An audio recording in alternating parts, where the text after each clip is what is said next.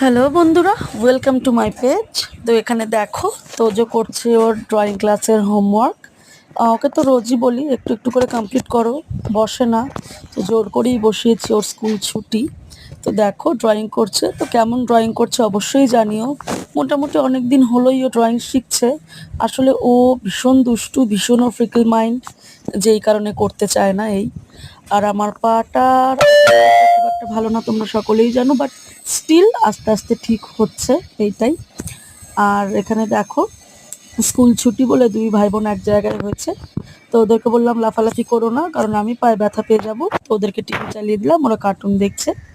আর এখানে হচ্ছে আমার মা ভীষণ বাগান প্রেমিক একজন মানুষ, ভীষণ পছন্দ করেন গাছ লাগাতে, সেখানে ফুল হলে সেই ফুল দিয়ে পুজো করতে ভীষণ পছন্দ করেন। তো তিনতলায় একটু প্রবলেম হয়, তারপরেও মা এখানে সুন্দর করে কিছু গাছ বসাচ্ছে। তো গাছ লাগানো তো খুবই দরকার, ভীষণ দরকার। তোমরা কারা কারা পছন্দ করো জানিও।